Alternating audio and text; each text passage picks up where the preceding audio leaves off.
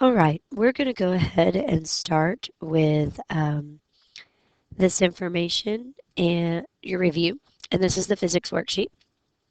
The physics worksheet is your review for your vector test. And we're going to start with number 1 and just work our way down. Okay, number 1 wants us to find the cosine of these triangles. In order to find the cosine of these triangles, we have to have adjacent over hypotenuse. So the first thing I'm going to say is let's go ahead and just identify the sides of the triangle.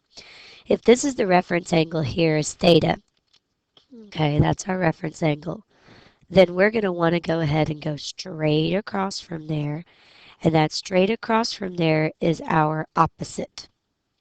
All right. Then right next to it is going to be our adjacent.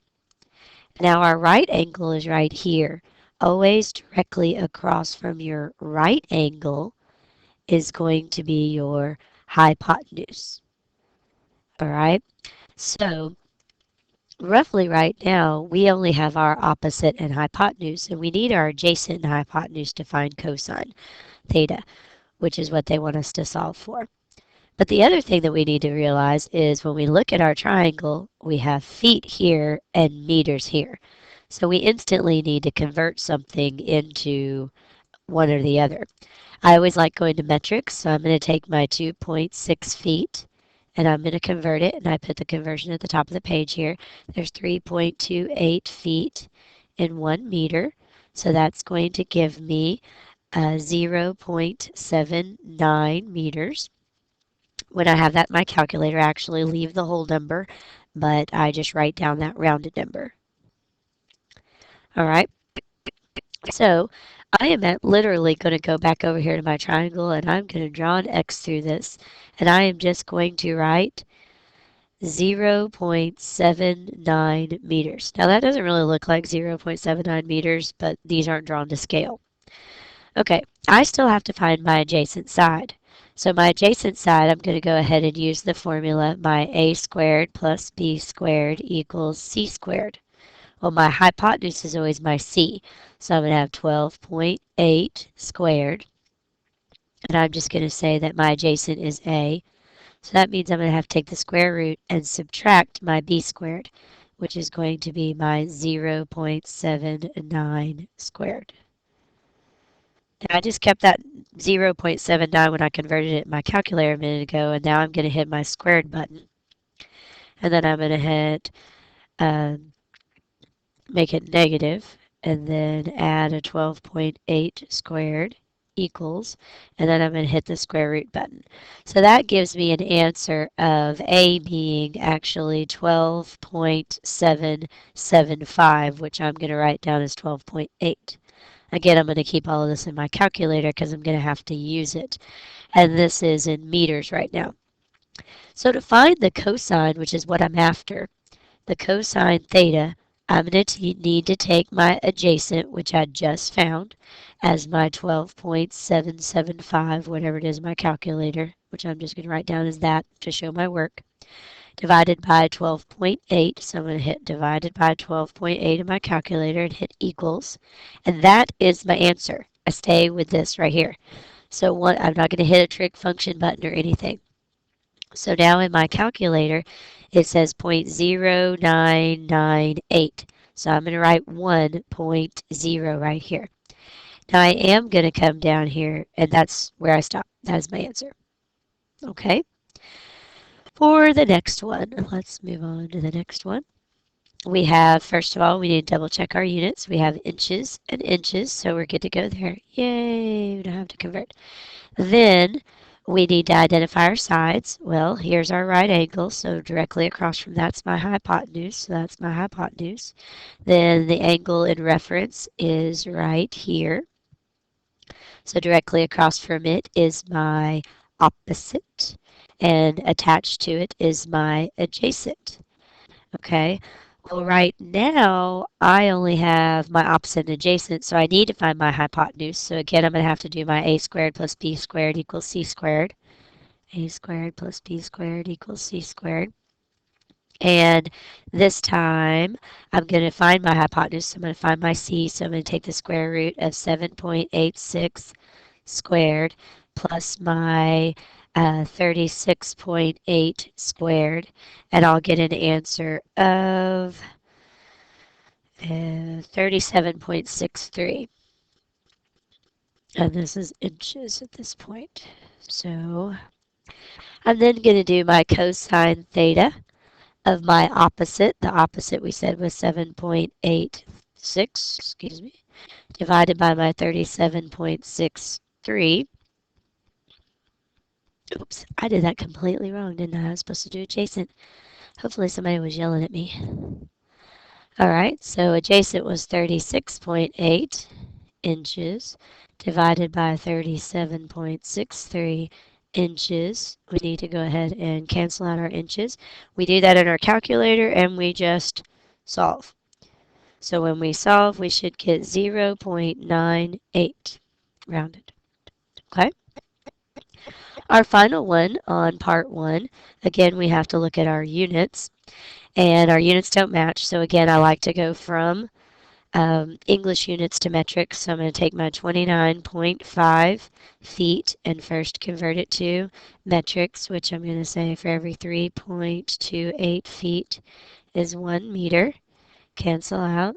You need to go ahead and show these conversions on your paper. 29.5 divided by 3.28 would give you an answer of 8.99, and that's now in meters.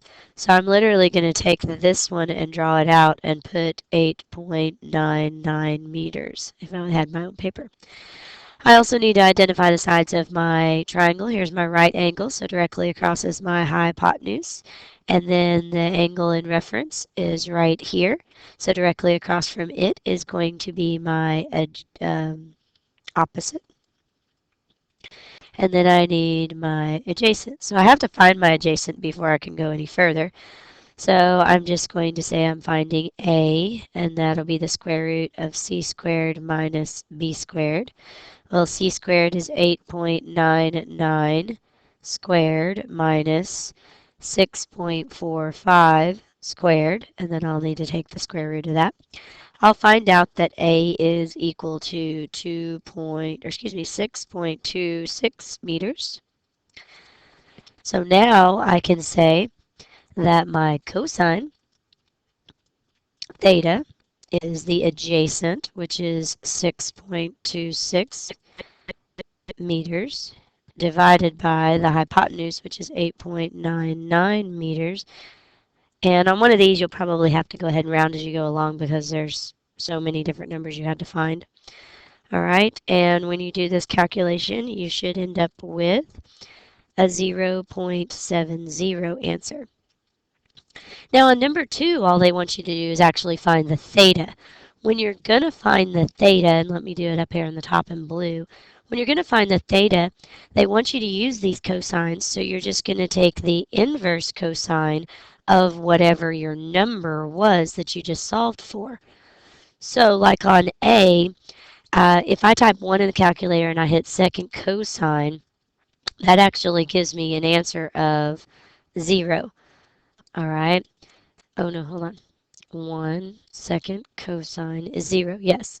So the angle here is 0 degrees. Now, is it really 0 degrees? No. But that's because of the rounding that we did. If we go back and do 12.78 divided by 12.8, we do find out that if we hit second cosine, it gives us like 3.20. Okay, so just realize that I would give you both answers on that accordingly. Now then for this next one, if we put 0.98 in our calculators and we do second cosine, we get an angle of 11.47, excuse me, 48 if you round correctly, degrees. Now, if you went back and actually did the calculation again, you'd end up with 12.06. So one of those is rounded and one of them is not. The first one is just using the rounded answer. And then if we have 0.7 and we hit second cosine, we get a 45.57 degree angle. If we use our unrounded answer, you get 45.87 degrees instead. But again, Remember, you get both answers of that. So remember, if you want to find the angle, you use the inverse function. If you're just being asked to find cosine theta, you just use the fraction and stop. You don't hit a trig button. Okay, hopefully that's a good review of trig. And now we're going to move on. All right, Marissa's car accelerates uniformly at a rate of this amount. Now, this amount right here is an acceleration. So you're going to come down right here and write A equals negative 2.6 meters per second squared. The car is initially moving at this speed, so that's going to be a velocity, and that's going to be my VO or my VI of 88.5 kilometers per hour. Then we have a final velocity of 50.6 kilometers per hour. So that's going to be my VF is going to be 50.6 kilometers per hour. And then I'm asking you to find how long it takes for the car to reach this final velocity. So I'm really asking you to solve for time. So I'm going to come down here and put a T as a question mark. There's a few things that you need to realize automatically is if you check your units, they have to match. These units don't match. Okay, your acceleration and your velocity units don't match, so you're going to need to make them match by dimensional analysis. So I'm going to go ahead and pause this, do that, and then turn it back on so it'll all show up at once, so don't freak out. All right, so that has them converted from kilometers per hour to meters per second. We're solving for time, so we need to go back to that great formula that says A equals VF minus VO over T. We're going to solve for T, so really all we have to do is switch where those two are. So T is going to equal VF minus VO over A. I'm going to plug in information and then I'll write an answer. So I'm going to have 14.06 minus 24.58 over my negative 2.6, and that equals. So we have 4.05, and that is in seconds because it is our time. But that is just question A of this problem. The next one does ask us, how far does it travel while reaching this final velocity? So we're going to be solving for distance. So we'll have to use a formula that has acceleration in it. So we're going to use our D equals VOT plus 1 half AT squared. Because we did change speeds, we have to pick one of the formulas that has acceleration in it when solving for distance. So our original velocity was 24.58. Our time was 4.05 seconds, plus our 1 half. Our acceleration is a negative 2.6, and our time again is 4.05. Don't forget to square. So D equals, and solve. All right, when you plug in all your numbers, you get an answer for your distance to be 78.23 meters. Then, we want to solve for C. And C asks us what's the average velocity. Well, remember, average velocity is total distance divided by total time. So your total distance you just solved for, and your total time you solved for in A. So you're going to take your 78.23 meters and divide it by our time, which is 4.05 seconds. And you should have an answer of, I believe, 78.23 divided by 4.05. That'll give you 19.32, and that's meters per second. So that would be answering all three parts, A, B, and C for number 4. All right, on this problem, we know that it's 179 meters high. So that's going to be a distance for me. D is going to be 179 meters. We're also told that we have a free fall acceleration on Mars. So this is going to be A. This is just like my gravity, because it's gravity on Mars, of 3.7 meters per second squared. They want us to find the time required for it to reach the ground. So we're going to solve for time. And we need to remember that's a free fall problem, so our original velocity is 0 meters per second because it's in our hand before the robot drops it. It's actually not in our hand, it's in the robot's hand. So we're going to think about a formula, and we do remember, hopefully, or we'll look it up, that t equals the square root of 2d over g. And that's only if this is 0, and that is, so we can do this. So time would equal the square root of 2 times 179 over 3.7. You'll do that calculation in your calculator and you should be able to get 9.84 seconds for answer A. Well, then on answer B, they want us to find out what the final velocity is. So we're going to look for VF as well. So we have a formula that says VF squared equals VO squared plus 2GD. We have to pick a formula that has gravity involved in it because this is a free fall problem. So when we plug in our information, we know that VF is going to equal the square root of 0 squared plus 2 times 3.7 times our 179. And we will go ahead and solve that in our calculator and find out that VF is 36.40 meters per second.